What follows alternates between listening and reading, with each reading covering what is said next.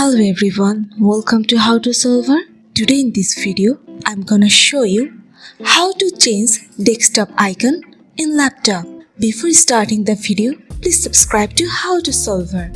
So let's go. So for this, you have to open your settings and go to personalization. Now click on themes. Here you can see desktop icon settings. If you want to change your icon, then click on it. Now you can see here your desktop icons. You have to click on them which you want to change. I want to change the icon of computer. And now I have to press on allow themes to change desktop icons.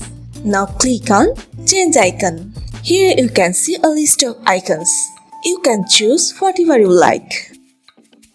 I'm selecting this one and press on OK. Then apply and again OK.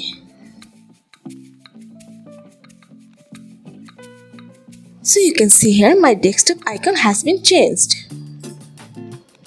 So this is how you can change your desktop icon in laptop.